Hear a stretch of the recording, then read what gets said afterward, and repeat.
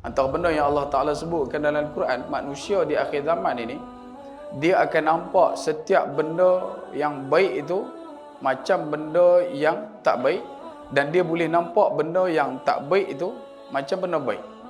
Dan hari ini kita dibawa perkara tersebut untuk kita dinormalkan, boleh terima. Bagi boleh terima benda tu, dia paksa kita untuk terima. Dia bagi kita biasa dulu, kemudian bila kita dah termakan umpan, dah dekat dengan perkara tersebut, maka benda tu kita anggap dah biasa.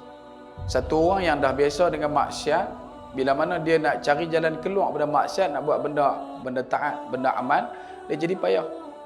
Tapi dia tarik macam mana? Orang yang dah biasa dengan taat, dia bagi rapuh jalan tu tadi untuk dekat dengan maksiat. Dan akhirnya kita duduk dalam keadaan mula hilang pedoman dan meninggalkan Allah Subhanahu Wa Taala. Sedangkan vaksin yang paling kuat Allah Taala bagi pada orang yang senantiasa beriman kepada Allah, dua vaksin di akhir zaman. Kata Allah, wala khaufun alaihim wala hum yahzanun. Dua benda ni.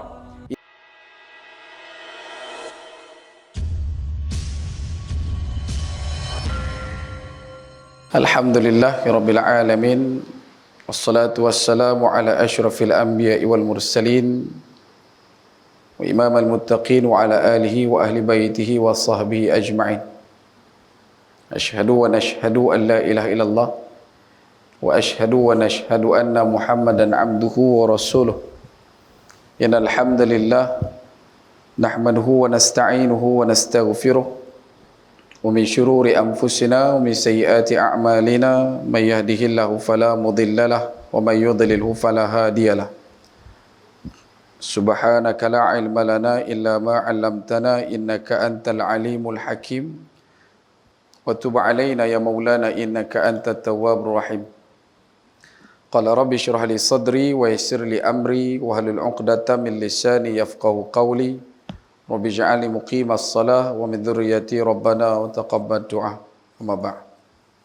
Alhamdulillah, pertama-tamanya dan selama-lamanya kita rafa'kan syukur kehadrat Allah Subhanahu wa taala dengan faham, sedar dan segar bahawasanya Allah jualah yang menciptakan langit dan bumi serta apa yang ada di antara keduanya dengan kekuasaan mutlak milik Allah dan ketunggalan Allah Subhanahu wa taala. Seterusnya selawat serta salam ke atas junjungan besar baginda Nabi sallallahu alaihi wasallam, manusia menjadi musabab paling utama dan mulia sehingga kita diberikan kebaikan, dihimpunkan dalam ketaatan, diberikan pinjaman Islam dan iman sampai ke malam ini. Justru perbanyakkan oleh kita untuk berselawat ke atas baginda Nabi sallallahu alaihi wasallam. Moga-moga dengan memperbanyakkan selawat akan menjadi asbab kita didudukkan bersama baginda Nabi sallallahu alaihi wasallam di akhirat kelak insya-Allah. Allahumma salli ala sayyidina Muhammad wa ala ali sayyidina Muhammad kama sallaita ala sayyidina Ibrahim wa ala ali sayyidina Ibrahim wa barik ala sayyidina Muhammad wa ala ali sayyidina Muhammad kama barakta ala sayyidina Ibrahim wa ala ali sayyidina Ibrahim fil alamin innaka Hamidun Majid. Baik. Alhamdulillah, malam ni kita dapat bertemu insya-Allah mengisi ruang tuan-tuan daripada maghrib ke isyak. Bersempena dengan pematuhan SOP sepanjang PKP yang sedang kita lalui ini. Moga-moga perkara ini dapat memberikan sedikit sebanyak kebaikan pada kita walaupun berada dalam suasana dan ruang pandemik. Dan insya-Allah kita akan berhenti sejurus selepas daripada waktu solat masuk, waktu azan masuk tu, waktu solat isyak masuk tu, insya-Allah kita akan cuba usaha untuk berhenti. Tajuk saya pada malam ini, pertama kenal diri. Tuan Syarif besar dah tadi suruh kenal diri. Nama saya Afifi Don dan tak ada kena mengenal dengan mana-mana Don. Saya bertugas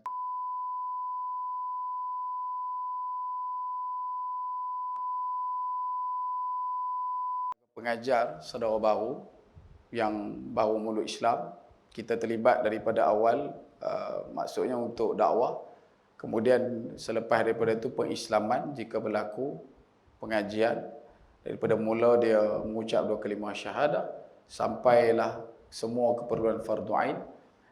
Bagi yang memerlukan kebajikan, penempatan juga kita akan channel dan uruskan.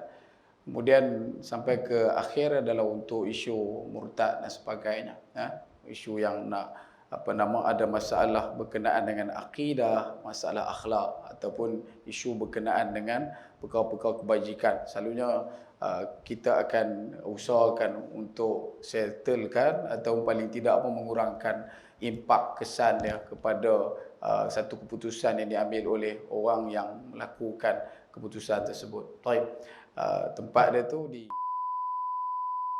sampai sini pun ada juga Taman Seri Bayu ni, tak silap saya dulu tahun 2009-2010 kita pernah duduk main kawasan dekat dengan kawasan ni.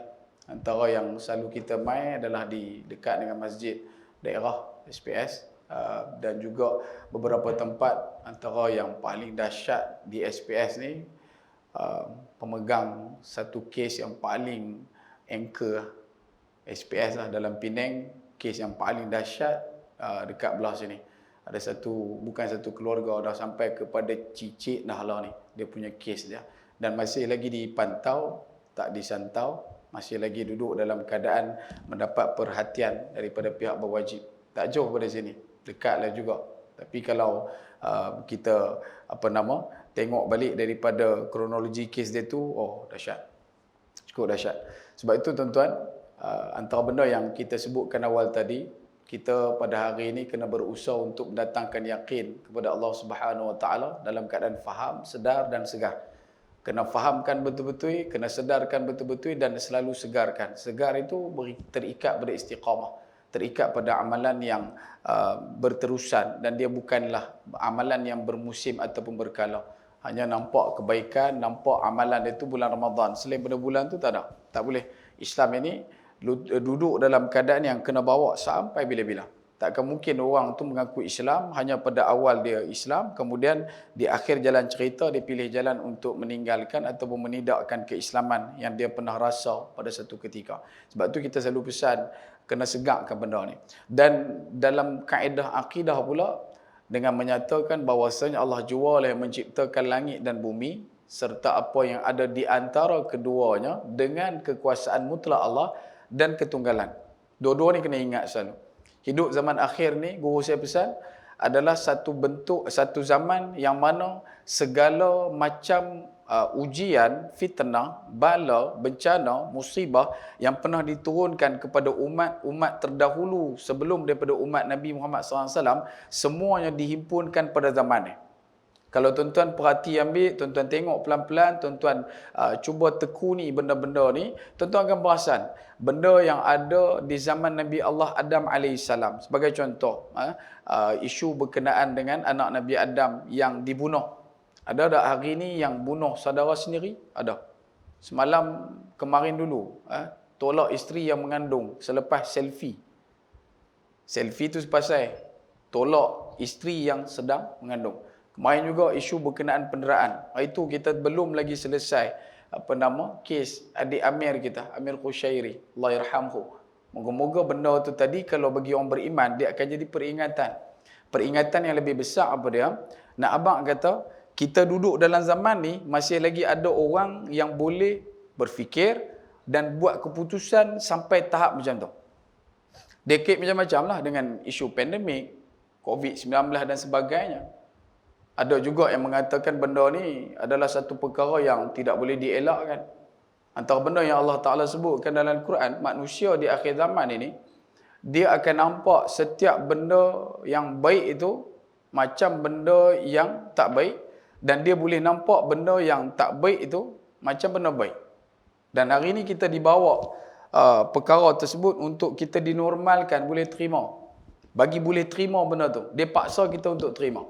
Dia bagi kita biasa dulu, kemudian bila kita dah termakan umpan, dah dekat dengan perkara tersebut, maka benda tu kita anggap dah biasa. Satu orang yang dah biasa dengan maksiat, bila mana dia nak cari jalan keluar pada maksiat, nak buat benda taat, benda amal, dia jadi payah. Tapi dia tarik macam mana orang yang dah biasa dengan taat, dia bagi rapuh jalan tu tadi untuk dekat dengan maksiat. Dan akhirnya kita duduk dalam keadaan mula hilang pedoman dan meninggalkan Allah Subhanahu Wa Taala. Sedangkan vaksin yang paling kuat Allah Taala bagi pada orang yang senantiasa beriman kepada Allah, dua vaksin di akhir zaman. Kata Allah, wala khaufun alaihim wala hum yahzanun. Dua benda ni. Yang hari ni duk jadi darah tinggi kencing manis, jantung. Dia kata janda manis. Jantung, darah kencing, darah tinggi kencing manis. 3 penyakit. Yang duk jadi tu salah satu faktor utama penyebab dia adalah tekanan yang berkaitan dengan khauf dan juga hazan. Huzun, sedih dan juga takut tak tahu punca. Boleh faham? Takut tak tahu punca. Tak tahu pasal apa takut. Ni mai itu bulan 1. Ada seorang sahabat telefon daripada KL, duduk di KL, mengaji sekali dulu. Dia tanya betul ke esok kita akan alami 3 hari gelap? Hak mana yang duk ikut sangat ni, kononnya ilmu eskatologi dan sebagainya, dia mungkin alert benda tu lah. Dia kata ni, nanti nak ada satu ketika bumi ini akan gelap 3 hari. Saya kata bukan dekat tunggu hari tu, memang hari-hari pun gelap. Cuma beza dia, lepas gelap akan mai cerah. Tak, dia kata ni tak. Sehari, 2 hari, 3 hari direct gelap. Dia punya followers dalam Facebook berpuluh ribu dah lah. Dulu saya pernah sempat kita counter secara mesej dekat dia. Masa tu baru 17k followers. Lah dah berpuluh ribu. Dan menimbulkan kerisauan. Dan lagi dahsyat dia, tarikh yang disebutkan baru-baru ni tak gelap. 17 sampai 20 hari bulan kah? Lepas tu bila tak gelap, orang pakat counter dia balik, dia kata, oh dah tukar. Dia main 23 hari bulan pula. Dia boleh adjust. Dia pun serupa macam Menteri Musa Menjanggut. Boleh padam. Kan? Lepas tu gamak tak puas hati, padam post. Dan benda-benda tu kita pelik dan heran. Bukan isu kenapa ada orang boleh percaya. Isu dia, bila Allah Subhanahu Wa Taala berkehendak untuk menarik iman daripada kita, pada masa tu kita akan buat satu benda yang orang lain akan kata hang ni tak reti ya. Hang ni jahil kah? Takkan hang tak tahu benda ni? Awak hang mangkak sangat. Benda ni memang dah clear dah tak betul. Kita akan duduk dalam keadaan dikatakan sedemikian. Sebab tu kalau nak elakkan situasi ni terus berlaku dalam keadaan kita larut berkenaan dengan maksiat, segala macam benda-benda yang kita duk buat jauh daripada ketaatan pada Allah, bila kita nampak benda-benda macam ni, nombor 1, inna lillahi wa inna ilaihi raji'un. Nombor 2, orang tua selalu duk sebut, guru kita selalu pesan, wal'iyadzubillah. Minta moga-moga dijauhkan, dilindungkan kita daripada perbuatan tersebut. Dan kena ingat, kita ni juga duduk dalam keadaan yang berkongsi sektor yang sama. Kluster kita sama aja.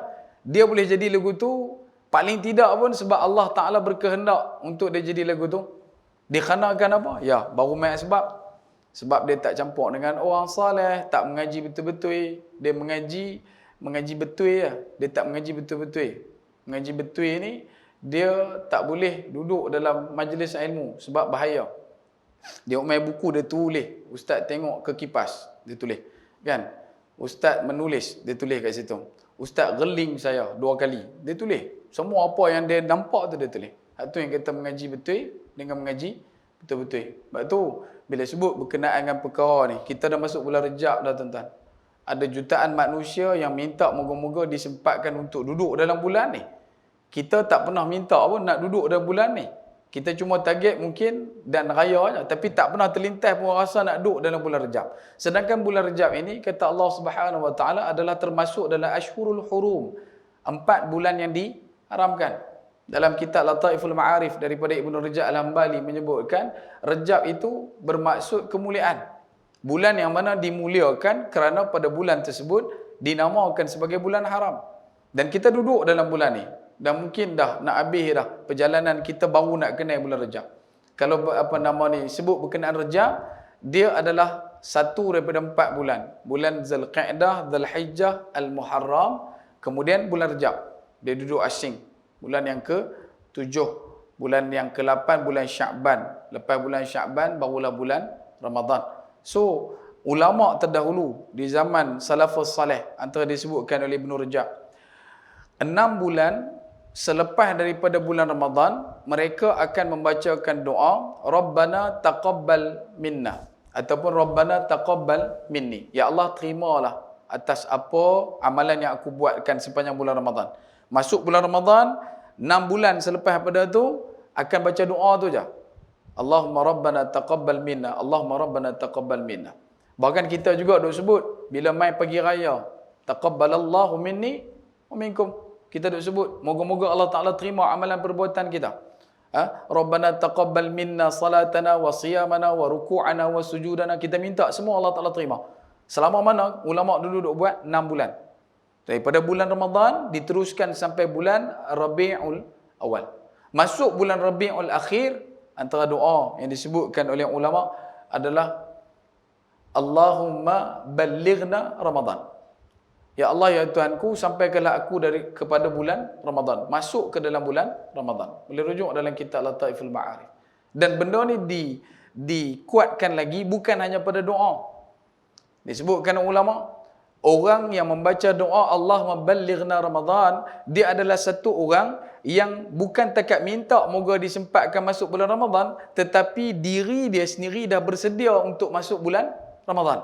Kalau Ramadan jatuh esok, dia dah jadi orang yang dah boleh dah duduk dalam bulan Ramadan. Bukan takat isu teluk masin papadom dah. Isu berkenaan dengan tadarusnya, isu berkenaan dengan salatnya, isu berkenaan dengan sedekahnya, isu berkenaan dengan segala urusan silaturahim yang dia perlu lakukan sepanjang bulan Ramadan. Dia dah standby dah. Sebab tu antara yang disebutkan ulama dalam bulan Rajab ini adalah bulan yang dikatakan bulan untuk kita tengok diri. Evaluation, the month of evaluation. Kita kena tengok diri kita dalam bulan ni. Agak-agak kalau mai Ramadan aku bolehkah?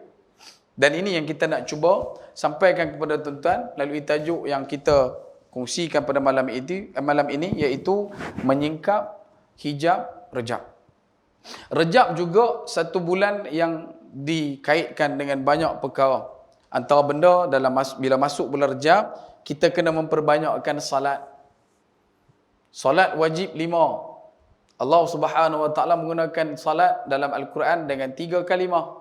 Satu salah, yang keduanya salawah, yang ketiganya nama salla.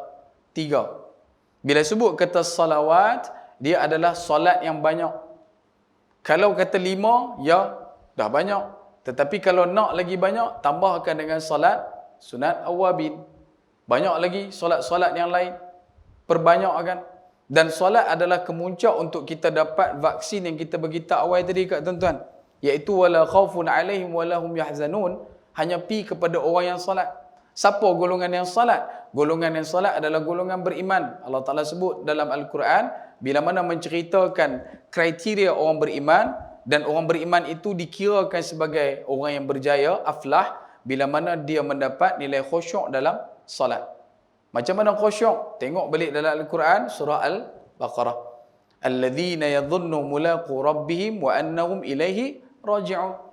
Orang yang khusyuk dalam Al-Quran, Allah Ta'ala firmankan kepada kita, adalah alladzina yadhunnu. Yang mana mereka ini orang yang bersangka, zan. Dia bukan syak, dia lebih berat. Dia sangka. Dia nak dan dia mengetahui bahawasanya dia duduk dalam keadaan mulaqu rabbihim. Dia akan menuju bertemu kepada Allah. Bertemu dengan Allah. Bertemu bersama dengan Allah. Dan orang tu tadi, bila nak menuju solat, dia nak dapatkan khusyuk. Nak solat tu pun dia dah standby dah. Dia punya persiapan. Pakaiannya, pakaian yang terbaik. Dia punya wuduknya, wuduk yang terbaik. Bila mana Nabi SAW sebut berkenaan wuduk, selesai sahaja seseorang melakukan, memperelokkan perbuatan wuduk dia, setiap kaki yang dilangkahkan, jejak tapak pertama akan diangkat 1 darajat, diampunkan 1 dosa, yang mana dosa kecil-kecil, kemudian akan diberikan keampunan oleh Allah Subhanahu Wa Taala dengan jalan mendapat pahala. Dan hari ini kita punya suasana pandemik, ya, menggalakkan untuk ambil wuduk di rumah. Thauban bin Bujdab radhiyallahu an, dia sahabat Nabi, solat dengan Nabi di masjid Nabi. Ketika mana dia solat dengan Nabi, setiap waktu solat dia akan ada di saf paling depan, tempat duduk paling kanan. Thauban bin Bujdab radhiyallahu an, juga dipanggil dengan Thauban maula Rasulullah sallallahu alaihi wasallam. Dan setiap kali ada sahabat mai, sahabat akan tengok dia duduk ada dah dekat depan. Start daripada bila? Subuh sampai ke Isyak. Memang dia akan ada di depan sebelah kanan. Sampai satu ketika, waktu pagi, Thauban radhiyallahu anhu, dia tak mai. Subuh tu, Solat subuh dah nak mula, Nabi dah duduk dekat tempat untuk memulakan solat, Thauban belum sampai. Sahabat-sahabat ridwanullah alaihim yang lain pakat duk tagak lah, duk pedar tak masuk tempat tu. Duk tahan tak masuk sebab tempat tu tempat Thauban. Memang orang duk tahu dah tentu tempat Thauban. Hang mai pi lah macam mana pun memang tentu dia duduk. Dan selalunya bila orang sampai dia dah ada, tapi pagi tu dia tak ada. Bila dia tak ada, sehingga mengambil beberapa ketika, maka Nabi SAW minta supaya dipenuhkan saf. Bila dah penuh saf, Nabi salat sampai habis, selesai daripada salat, Nabi bertanya kepada para sahabat, nampak Thauban tak? Sahabat kata tak nampak. Jadi, jom kita pergi rumah Thauban. Maka bila mana menuju rumah Thauban ni dia 3 jam perjalanan daripada masjid Nabi. 3 jam perjalanan. Kita boleh buat 3 jam, pakai G-Shock 3 biji, buh kat tangan. Saya 3 jam perjalanan. PKL, pergi balik pakai 1 jam, dia kata. Saya kena tu. PKL berapa jam? Dari tepi 1 jam, balik 1 jam. 2 jam lah. Hampir jalan mana? Tak, hang tanya jam. Dia kata pakai jam, 1 jam, pergi 1 jam balik. Itu mangkang ubi. Ini 3 jam perjalanan, tuan-tuan. Kalau subuh pukul 6 suku, 6.18, 6.20. Kita kata pukul 6 lah. Pukul apa nak keluar mai? Pukul 3. Sini siapa yang nak main solat maghrib ni, pukul 7.30, dia bertolak pada rumah dia pukul 4. Contoh. Ada tak sini? Saya main daripada Jerlun, ada tak? Kok main daripada Kok Diang ke? Main daripada Jenun ke? Ada? Tak ada. Ni, Thauban bin Bujdah. Bila mana dia tak main, maka dia berpekat pi rumah Thauban. Sampai di rumah Thauban, bagi salam. Tanya dekat, isteri dia jawab, maka ditanya kepada isteri Thauban, mana Thauban? Maka isterinya menjawab, sesungguhnya Thauban telah meninggal dunia. Maka bila mana Nabi SAW masuk, Nabi ziarah jenazah, kemudian ditanyakan kepada isteri Thauban, ada tak apa-apa nasihat, wasiat, ataupun apa-apa yang disampaikan oleh Thauban sebelum dia meninggal dunia? Maka dijawab oleh isteri Thauban, kata tak ada sebut apa pun, tak ada yang ditinggalkan, cuma ketika mana sebelum dia habis umur, sebelum meninggal dunia, sebelum nafas terakhir, dia sebut 2 benda. Satu benda yang dia sebut, kenapa tidak jauh lagi? Kenapa tidak jauh lagi? Yang itu yang pertama. Yang kedua, kenapa yang lama tidak yang baru? Kenapa yang lama tidak yang baru?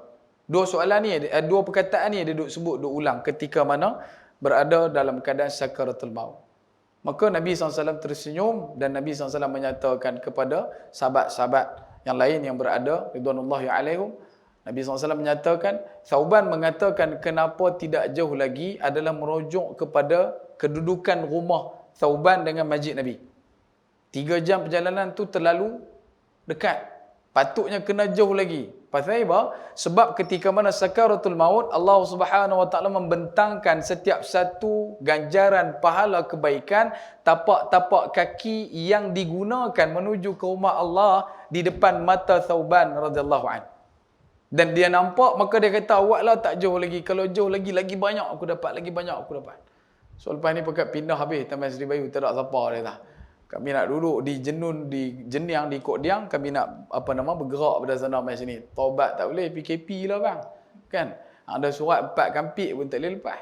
Sebab tu bila sebut, yang pertama Nabi SAW sebut pada sahabat yang lain, yang tu. Maksudnya, bila kita menuju ke rumah Allah, duduklah jauh atau dekat mana pun dengan mengikut sunnah Rasulullah sallallahu alaihi wasallam, jangan risau dengan ganjaran yang Allah Taala sediakan.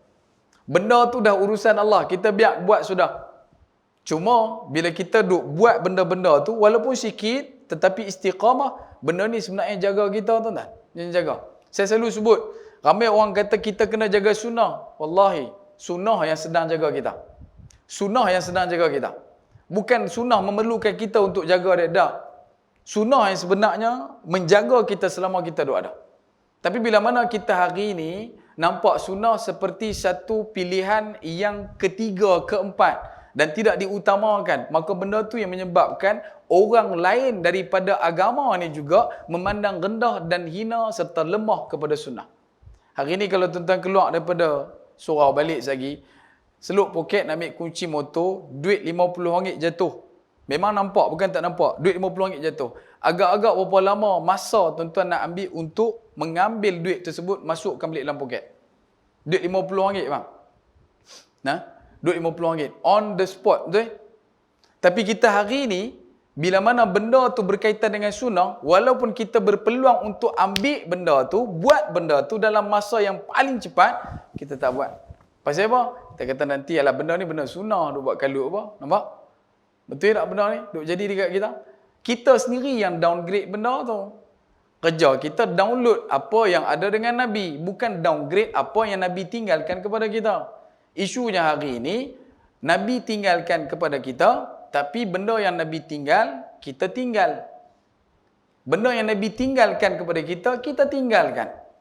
Sebab itu, bila kita ada Quran, kita tak guna. Sedangkan dalam Quran itu, dalam hadis itu, telah pun diberikan 1001 penyelesaian kepada masalah yang sedang kita hadap. Bukan dekat hari ni, masa depan.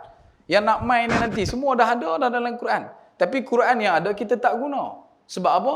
Sebab itulah jawapannya. Sebab kita tak guna. Dua tak guna, satu tak guna, satu lagi memang tak guna punya orang. Hak ni yang duk jadi. Sebab tu agama lain, fahaman lain, ajaran-ajaran lain. Boleh nampak Islam ni satu benda yang tidak stabil. Walaupun ada jemaahnya yang tertentu. Berapa banyak fitnah yang dilemparkan kepada kita, tapi kita tetap juga duduk dalam keadaan, duduk sentiasa segar pada diri, tetapi dalam masa yang sama tak buat apa-apa. Duk sembang juta-juta, CEO, Mega Holding, sembang bilion-bilion, kan? Pi tanya, politik sampai ke lumat, ada tak kilang buka buat coklat? Kilang hak yang gula-gula hak dulu sekupang beli dapat 3 biji tu. Ada tak orang Islam kita buat? Saya tanya dekat banyak tempat, nak buat toge, tanam toge, pakai kacang apa? 97% akan cakap tanam kacang hijau. Betul? Bila kita tanya, tak nak mau, angkat tangan, kacang hijau. Kacang hijau tak jadi toge, bang. Jadi jugalah, tapi bukan toge tu yang orang duk beli. Kacang ni kacang warna hitam. Dan sebab itu, bila hari ni, kita tengok balik dalam kehidupan kita yang tak lama mana, rupa-rupanya kita yang sebenarnya menolak penjagaan sunnah pada diri. Bahkan ketika mana hari ni, bila kita berwuduk sebagai contoh, bulan Rejab kita kena ambil peranan. Kena usaha untuk memperelokkan wuduk kita. Kerana Nabi SAW sebut dua benda. Satu, orang yang ambil wuduk tak cuci kaki. Yang kedua, masuk qada hajat tak cuci betul-betul. Dua benda ni antara penyebab orang-orang Islam, manusia Islam yang mengaku iman dimasukkan ke dalam neraka Allah Subhanahu Wa Taala. Waliyadzubillah. Berapa ramai yang duduk dalam keadaan ambil wuduk tapi tak clearkan benda tu. So dalam bulan Rejab ni, kita take off, kita duduk dalam keadaan faham balik, belajar balik, buat satu-satu. Basuh 3 kali, ya sunat, tapi buatlah. Sebab benda tu Nabi buat. Siapa Nabi? Nabi orang yang confirm masuk syurga. Orang yang confirm masuk syurga pun buat 3 kali. Pasal apa kita nak buat sekali? Dah ada hadis Nabi sebut, buat sekali malaikat. Buat 2 kali para Nabi, buat 3 kali ikut cara aku, kata Nabi SAW. Yang pergerakan ketika berwuduk tu. Kita basuh sekali, ya itu wuduk para malaikat. Kita basuh 2 kali, kita cuci 2 kali, itu wuduk para Nabi. 3 kali ikut Nabi SAW. Nabi ketua kepada para Nabi. Maka kita pilih untuk buat yang 3. Sebab tu bila sebut berkenaan dengan evaluation ataupun waktu untuk kita menilai diri, ya sampai hari ni. Isu pandemik, bila mana masjid dibuka, berapa ramai orang yang memandang sinis benda ni, bubuh dalam media sosial. Masjid dah buka, lepas ni masjid pekat penuh, hampa pi. Cameron tak nak abang buka, tunggu dah dekat simpang pulai. Kan? Kira nak tala pi lah, duk nampak apa strawberry dengan kerek cemen dekat Kifam, dia duk nampak gitu kan. Pakai duk peleceh aku. Nabi pesan, zaman lah zaman peleceh orang. Zaman lah zaman pedejeh orang, zaman lah zaman duk troll orang dan sebagainya. Sampai hari ni tak habis lagi. Manchester duk troll Liverpool.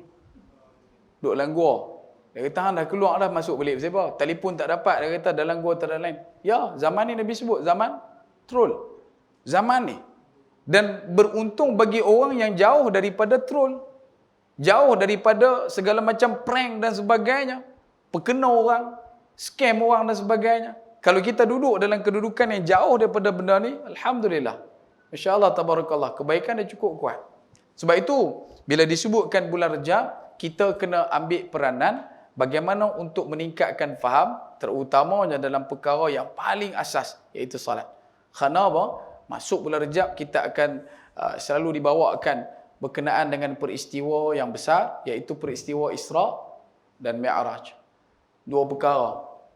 Isra dan Mi'raj ini satu benda yang cukup menakjubkan. Sampai hari ini dikaji. Ada ahli-ahli ilmu yang mengikat pada akal, cuba kaji. Duk kaji tak habis-habis. Isra daripada Masjidil Haram ila Masjidil Aqsa, kemudian berlakunya pengangkatan. Boleh rujuk dalam surah Al-Ma'arij. Al-Ma'arij merujuk kepada peristiwa Mi'raj. Isra surah ke-17. Sebelumnya surah selepas dia surah Al-Kahfi 18, kemudian surah 19 surah Maryam. Dan dahsyat tak dahsyat, surah Al-Isra Allah Taala mulakan dengan kalimah subhanalladzi. Surah 18 Allah Taala guna dengan kalimah alhamdulillahilladzi. Tuan-tuan perasan benda tu? Bila sebut kata Isra, nombor satu kena masuk, kena hadap, kena hadam adalah dengan mensucikan Allah Subhanahu Wa Taala dari segala sesuatu. Perjalanan itu dilakukan oleh Allah. Maka kalau Allah yang memperjalankan, sebab tu Allah Taala guna kalimah asra bi'abdi. Allah Taala tak menggunakan kalimah yang kata Nabi yang berjalan sendiri, tidak. Kedudukan Masjidil Haram, Masjidil Aqsa 1500 km. Buka dalam map hari ini, perjalanan darat akan ambil masa 16 jam 51 minit. Paling dekat. Dia boleh pergi jauh lagi lah. Tapi kalau ikut jalan darat melalui sampai ke Syria, masuk sampai ke Palestin, menuju ke Baitul Maqdis, duduk di Masjidil Aqsa, perjalanan 16 jam 51 minit. Di zaman Nabi SAW, perjalanannya lebih susah dan payah. Sehingga disebutkan riwayat, sebulan pergi, sebulan balik.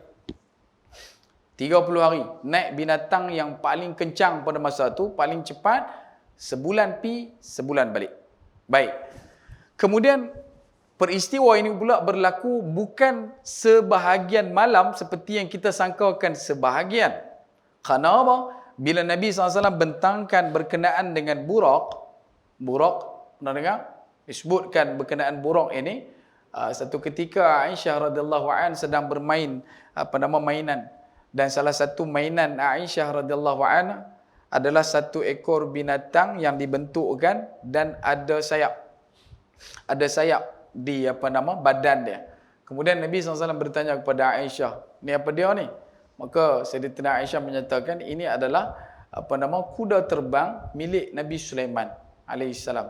Dan Aisyah tanya dekat Nabi SAW, adakah kau tidak mengetahui? Tak tahukah? Nabi senyum tengok Aisyah sebab Aisyah kata lagu tu. Dalam satu kitab menyebutkan burak ini adalah satu binatang yang ada sayap di paha dia. Ada di paha belakang. Itu ditunjukkan. Dan bila sebut kata burak, ambil daripada perkataan apa? Sebagian ulama bahasa mengatakan ambil daripada perkataan barqa. Barqun. Kita buka dalam Al-Quran surah yang kedua, ayat ke-20. Wa ra'dun wa barqa. Iaitu perkara yang disebutkan barqun itu adalah kilat.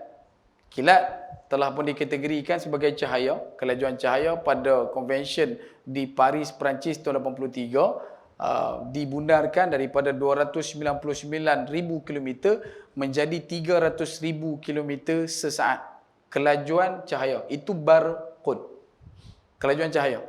Kalau ada alif di tengah, selepas pada ra, buraq, dia bermaksud ada nilai tambah. Alif ziyadah. Maksudnya tu kelajuan cahaya tu tadi akan menjadi lebih laju. Jadi, kalau kedudukan bumi dan juga bulan 350,000 km, hanya memerlukan 1 saat lebih sikit cahaya bulan tu nak sampai ke bumi. Sebab tu bila mana bulan dia main, 1 saat lebih dia akan sampai cahaya dia ke bumi. Sebab kedudukan dia 350,000 km. Kelajuan cahaya 300,000 km. Buruk lebih laju. Bahkan kalau ada orang nak kira perjalanan Nabi daripada Masjidil Haram ke Masjidil Aqsa yang berkapasiti dia punya perbezaan panjang perjalanan dia 1,500 km, dia kena ambil 1,500 km tu dan dibahagikan kepada 300,000 km. Dan dia akan cuma dapat kelajuan cahaya untuk pergi dalam jangkaan 1,500 km adalah 1/200 daripada kelajuan cahaya.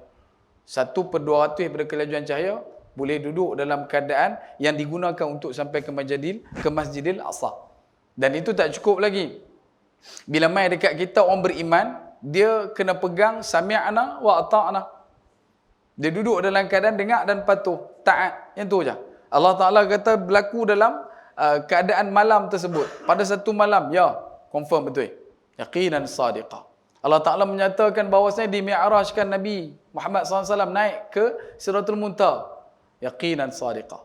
Dan bukan dekat naik saja tuan-tuan. Saya ingatkan dalam kitab ulama tersebut, naik dan turun dan naik dan turun. Berdasarkan satu hadis daripada Imam Bukhari, menceritakan berkenaan dengan bagaimana Nabi SAW bertemu dengan Nabi Musa AS.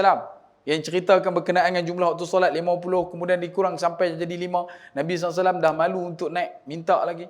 Dahsyat tak dahsyat, bukan takat Mi'raj itu naik sahaja, tidak. Naik dan turun dan naik balik, dan turun dan naik balik.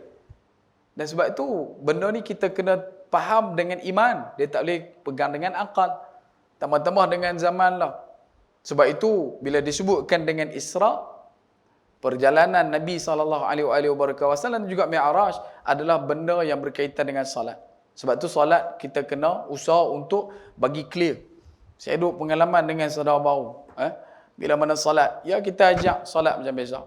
Daripada wuduk kita ajak. Satu orang hamba Allah tu duduk Subang Jaya. Saya ajak wuduk dekat dah. Bila dah ajak wuduk dah habis dah, dia main satu kali kita punya program, selepas 2 bulan dia jumpa kita, dia main tibai, dia tak tibai, dia main bubuh saya. Dia kata apa Ustaz ajak wuduk jenis susah punya.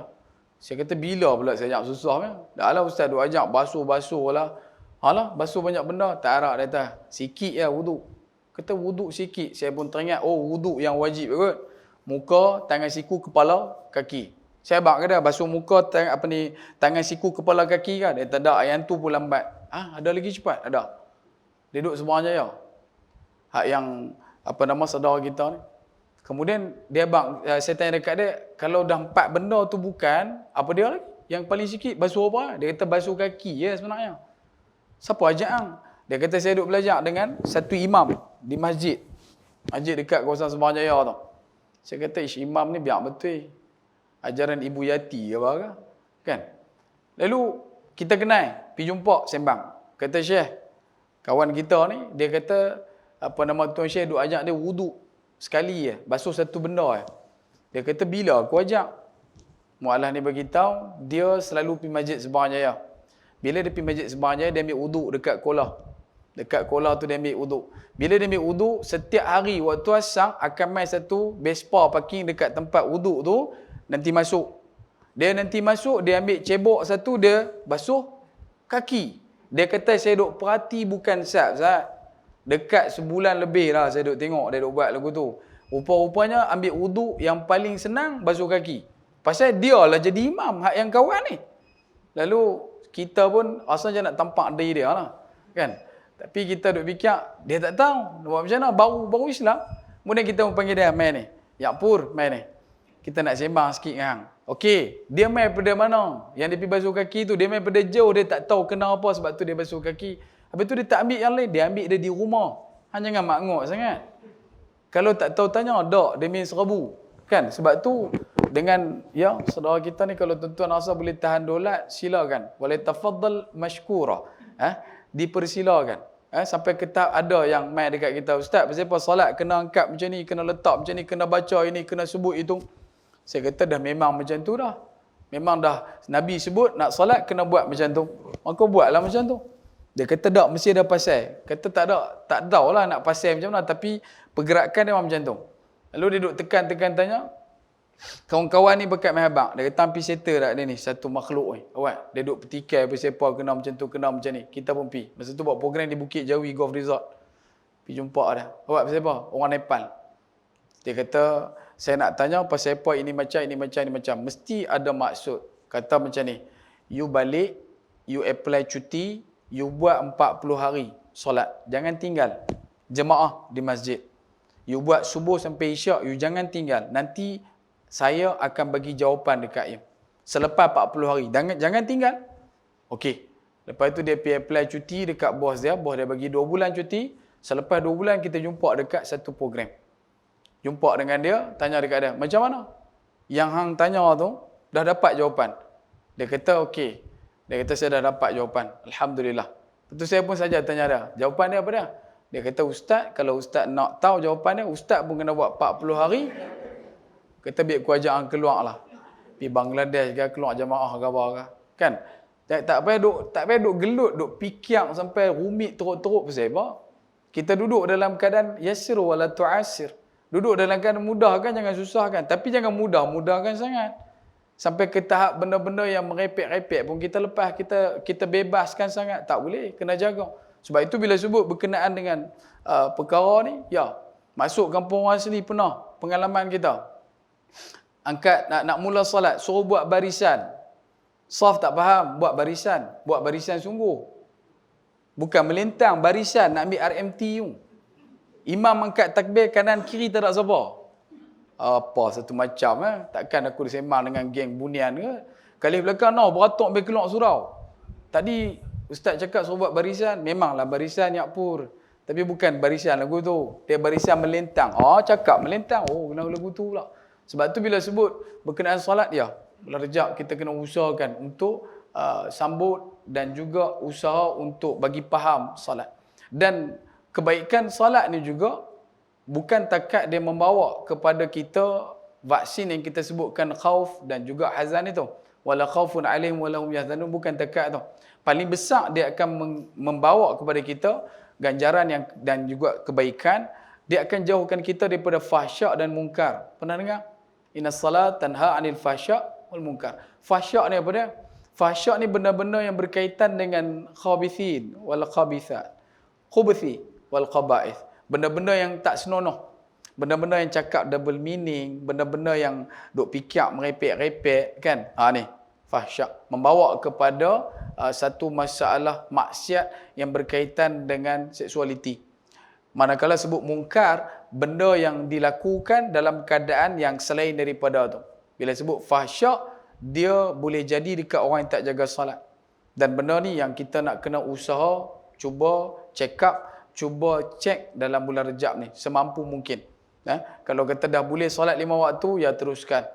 Kalau boleh lagi, buat solat awal waktu. Kalau boleh lagi, jemaah.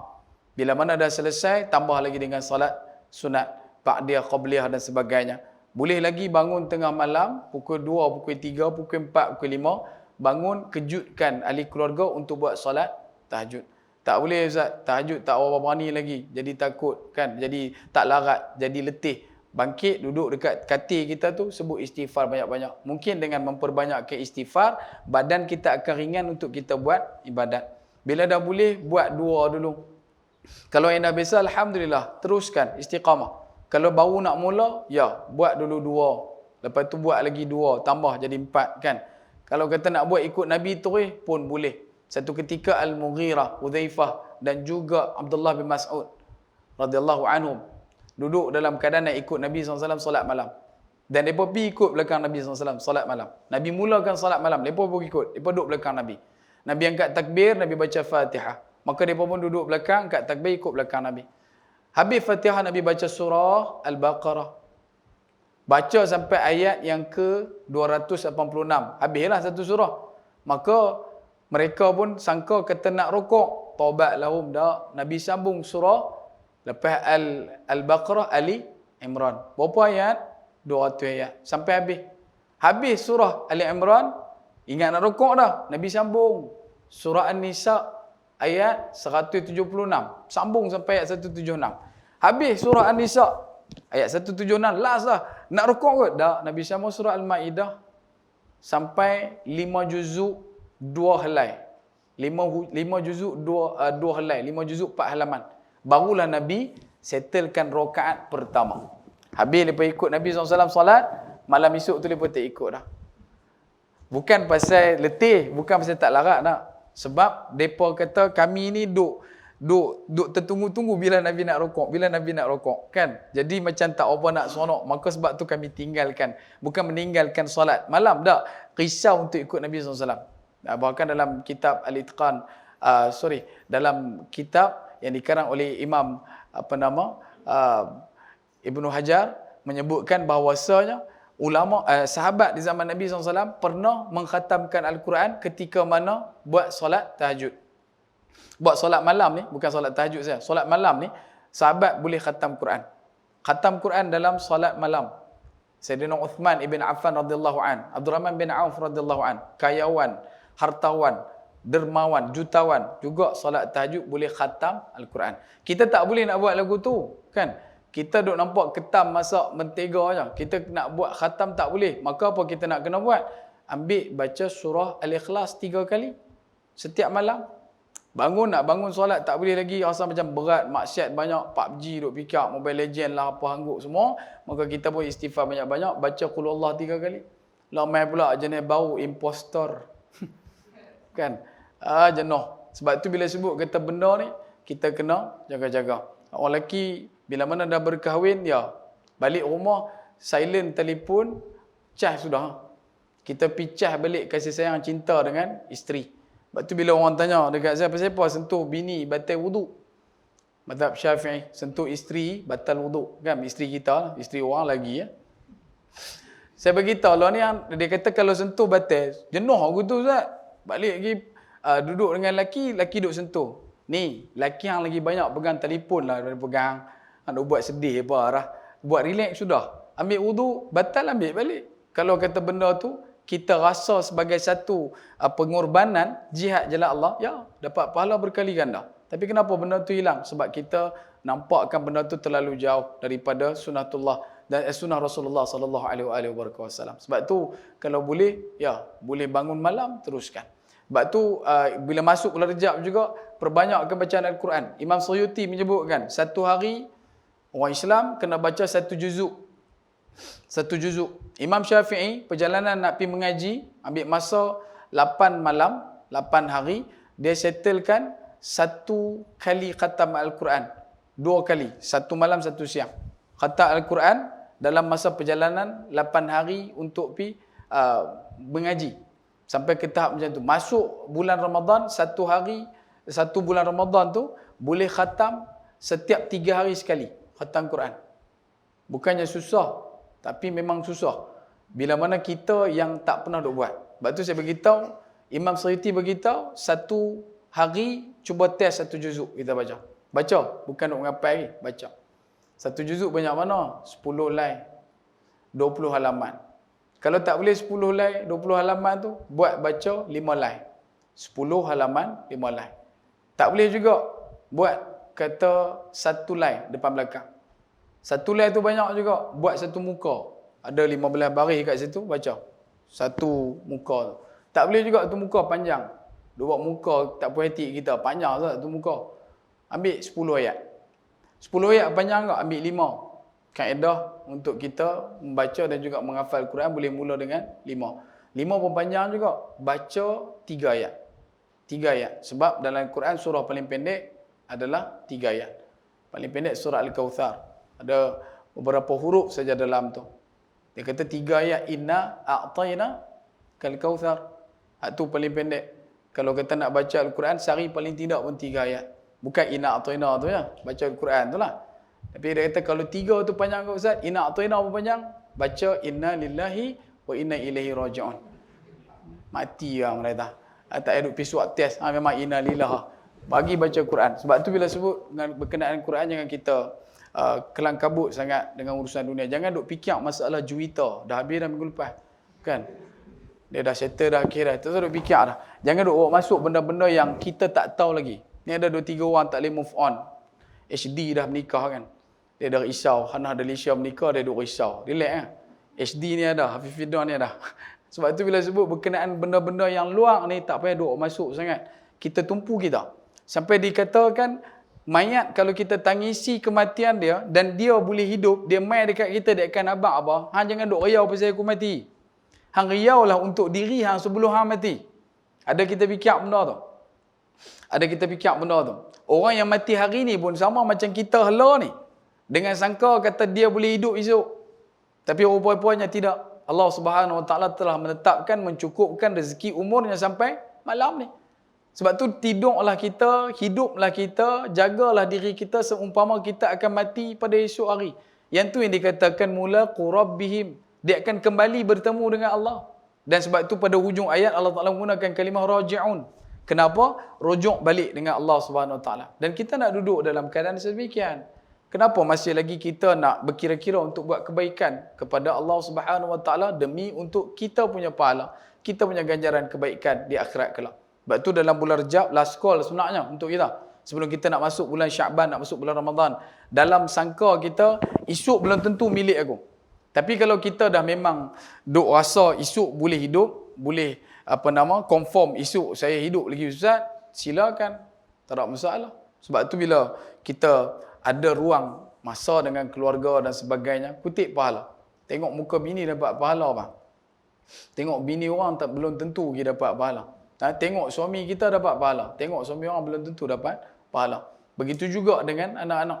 Kadang-kadang bila mana dikekang dengan gadget ini, mereka duduk dalam keadaan meninggalkan amalan perbuatan kebaikan. Duduk dalam keadaan tak mengendahkan ibu bapa. Sedangkan ibu bapa itu adalah potensi dia untuk masuk syurga ataupun neraka, ya, itu penanda aras dia. Kalau dengan mak bapak ni dia lebih kurang, maka kurang-kuranglah lagi dia bila mana berhadapan dengan Allah Subhanahu Wa Taala. Anak saudara saya baru meninggal dunia minggu lepas. 2 minggu lepas. Minggu lepas lah. Hari ni hari yang ke-9. Dia umur 32 tahun. Bila mana berlaku kematian, kita ni tak boleh nak target bila kita mati, di mana kita mati. Allah Ta'ala sebutkan simpulan perkara ini dalam surah yang ke-31, surah Luqman. Ayat yang ke-34, last punya ayat. Pada pengataan Allah ada 5 benda. Salah satu daripada 5 benda tu tadi disebutkan, satu orang tu dia tak tahu dia mati bila, dan dia tak tahu apa nak jadi dekat dia esok, Ramadan, dan dia tak tahu di tempat mana, di negeri mana dia akan meninggal dunia. Sebab tu kalau kita duduk dalam keadaan taat pada Allah dan risau kematian sedang mendekat pada diri kita, maka kita akan jadi orang yang sentiasa memberikan kebaikan kepada orang. Hatta dalam perkataan pun. Waqilan salaman salama. Dia tak duduk dalam keadaan duk troll orang, duk perkena orang, duk ejek orang, duk maki orang, wala'iyadzubillah. Jangan jadi orang sedemikian. Islam itu datang dalam keadaan sayang menyayang. Bukan salah menyalah.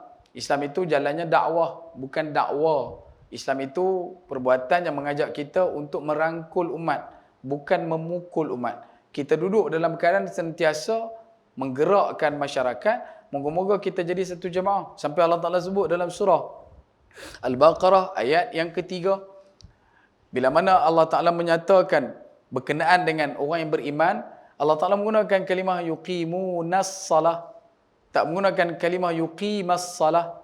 Kenapa? Yuqimunas salah merujuk kepada jamaah, bukan seorang.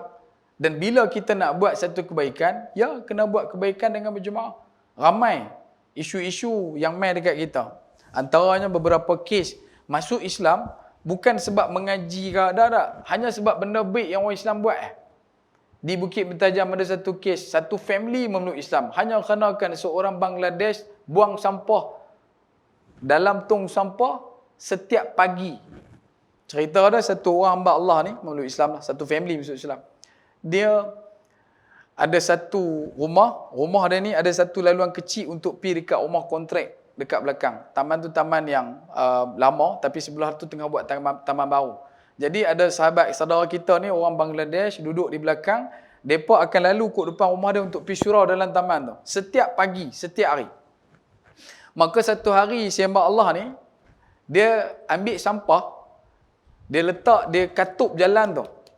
Tak mau bagi depa ni lalu.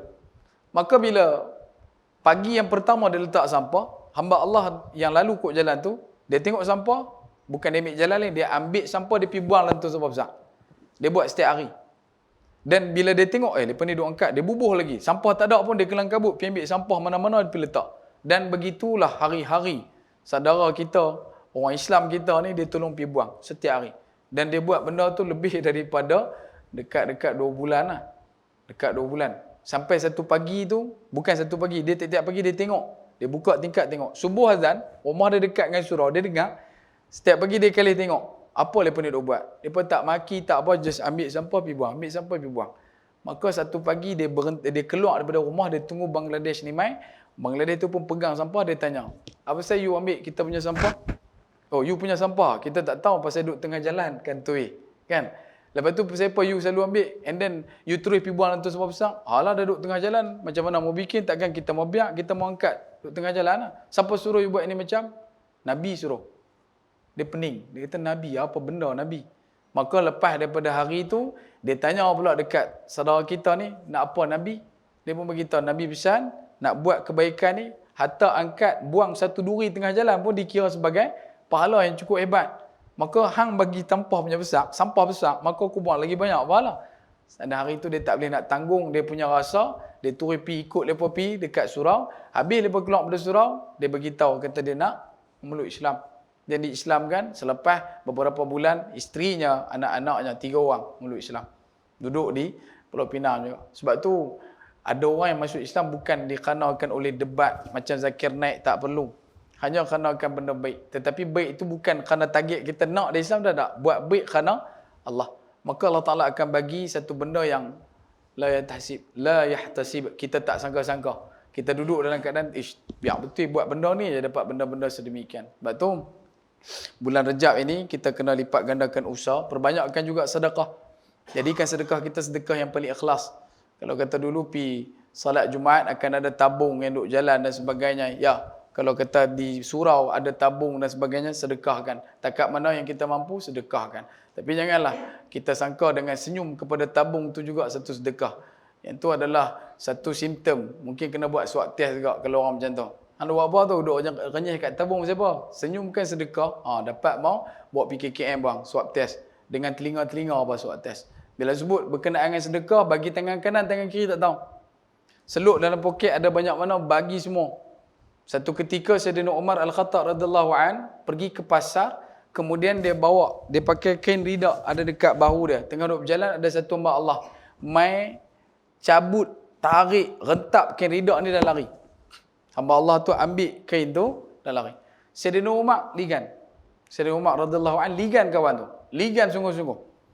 Masa duk ligan tu, sahabat-sahabat lain nampak. Sahabat-sahabat lain tengok Sayyidina Umar duk ligan, mereka kata pirah. Ayat asam duk mai. Kan? Sayyidina Umar satu orang yang tegas. Dia kalau dapat mandi handuh betul-betul punya. Sahabat lain duk fikir, kata dia ni pirah. Sayyidina Umar sambil duk ligan tu, Sayyidina Umar kata apa? Cakaplah aku terima. Cakaplah aku terima. Sayyidina Umar ligan kawan tu pegang kain rida Sayyidina Umar kata dekat dia, cakaplah aku terima, cakaplah aku terima. Kemudian dah tak sempat nak ligan, tak dapat, maka orang tanya dekat Sayyidina Umar, pasal apa? Ligan dia curi, dia ambil kain aku.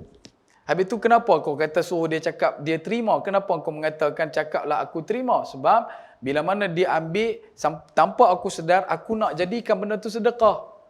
Supaya bila dia lari tu bawa tu, kalau dia cakap aku terima, maka aku tak perlu lagi ligan dia. Benda tu dah jadi sedekah.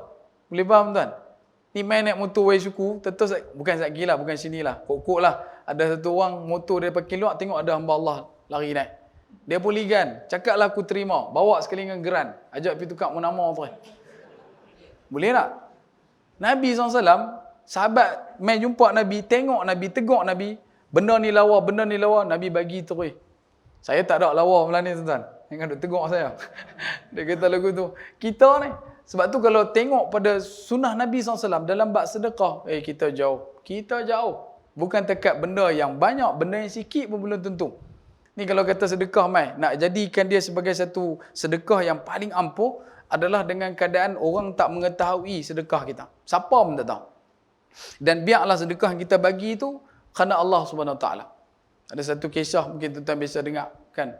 Satu hamba Allah pergi solat Jumaat, dia duduk di saf depan kan. Bila dia duduk saf depan, dia tengok belakang dia ada satu hamba Allah, orang yang agak tua kan, orang yang agak tua. Maka dia tengok orang tua ni nampak pakai macam orang susah aja. Maka dia pun duduk dalam keadaan yang nak tunggu khutbah, tiba-tiba mai tabung. Bila mai tabung, dia pun seluk poket. Bila seluk poket, keluar kelapa sawit. Kelapa sawit tau. Dia tengok, wish, duit RM50. Kemudian dia seluk balik tangan dia, dia cari balik. Keluar, jumpa duit RM1. Maka dia ambil duit RM1, dia bubuh dalam tabung. Bila dia dah bubuh dalam tabung, tiba-tiba hamba Allah yang pakcik kat belakang ni tahan dia, pegang dia. Dia pun kali tengok. Dia bagi duit RM50. Dia terkejut sebab dalam hati dia, dia kata orang tua ni tengok pakai macam orang susah, tapi bagi sedekah RM50. Aku ni kerja hebat tapi sedekah cuma RM1. Dia pun malu. Ambil lah duit Pak Long tu, dia pun bubuh dalam tabung. Tabung tu dah pirah. Pak Long tu panggil lagi, dia kata, ya Allah, biar betul. Aku sangka buruk sungguh.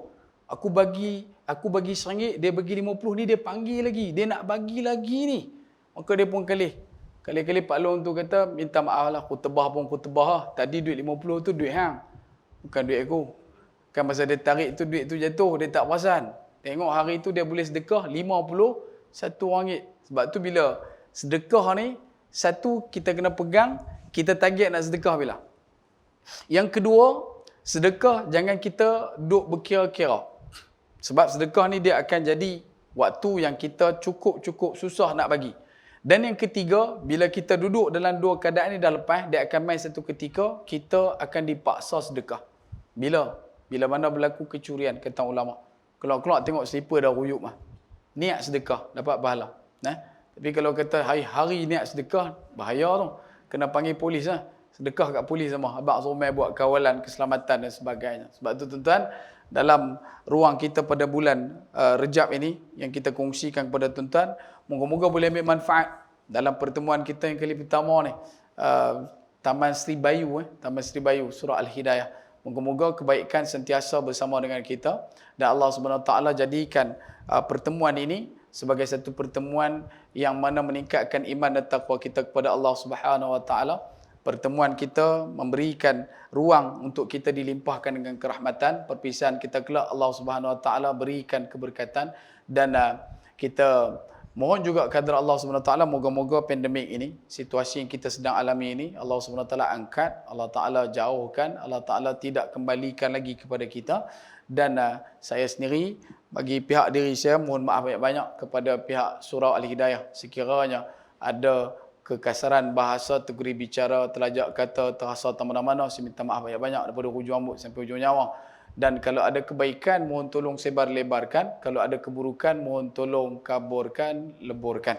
Terima kasih atas jemputan daripada surau Al-Hidayah, barisan pimpinan, pengurusi dan juga exco dan sebagainya, para jemaah yang hadir pada malam ini. Maka kita rumuskan bahawasanya Rejab adalah bulan untuk kita membina semula kebaikan yang kita boleh lakukan demi Allah Subhanahu Wa Taala.